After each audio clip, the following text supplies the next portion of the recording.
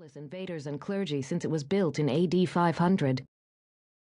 On one side of the castle was the Chianalea. On the other, the half-moon-shaped Marina Grande. There the houses were set in from the sea, and the sandy beach served to dry the fishermen's nets. Above the Chianalea was San Giorgio, the newer part of the city, where the town square and city hall overlooked the splendor of the Calabrian coast and Sicily's Aeolian islands. And beyond San Giorgio were terraced lemon groves and farms that reached to the top of the mountains.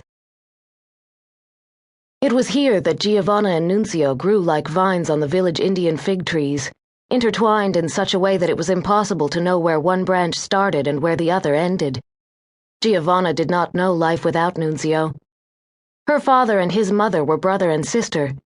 Their houses were 2 doors apart, and they were born 2 months apart.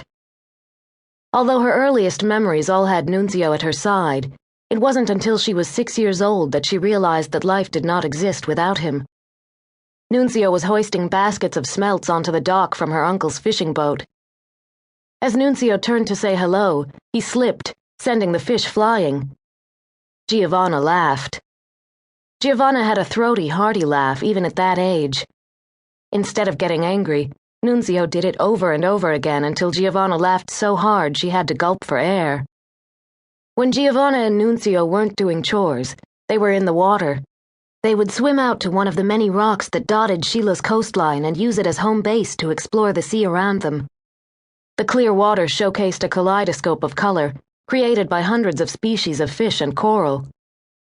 Over the years, they had developed the ability to hold their breaths for long stretches and dive underwater to explore the reefs and wrecks. Early on, Giovanna's father and aunt had assured each other it was a childhood crush. There was a road to Sheila now. The people of Sheila were not obliged to marry cousins.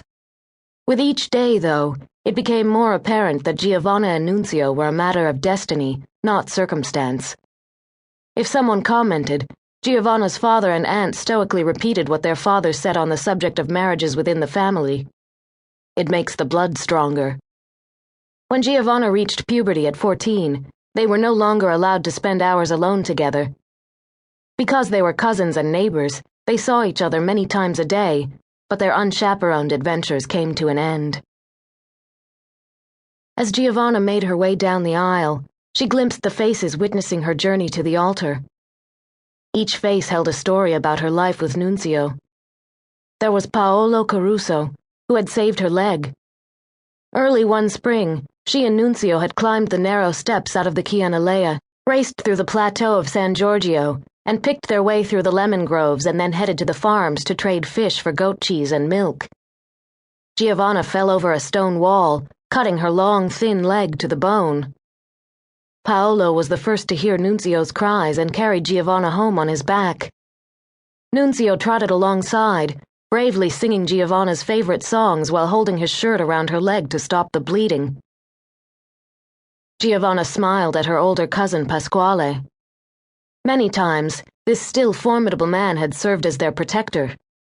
As children on the beach, Giovanna and Nunzio would search among the water-polished stones and fragments of terracotta for the ancient Greek and Roman coins that frequently washed ashore, particularly after a storm. They would use these 1,000-year-old coins, with bits and pieces of heroic images still visible, for a pitching game played in the narrow alleys of the Chianalea. Once, older boys had cheated them out of their prize coins during a game. All burly Pasquale had done was knock on the culprits' doors, and the treasure was quickly returned to its rightful owners. Zia Antoinette's cracked face brightened when Giovanna passed. Zia Antoinette had been the first of many to catch Nunzio and Giovanna kissing. She'd whacked Nunzio so hard with her broom that Nunzio would later joke that kissing Giovanna made his head spin and culo hurt. Giovanna passed the row holding Nunzio's sister, Fortunata, her pregnant belly and 6 children. The older boys, Orazio and Raffaele, were already fishermen. They stood tall next to their lean, muscular father, Giuseppe Arena. Fortunata's youngest boy, Antonio, waved to Giovanna from the pew.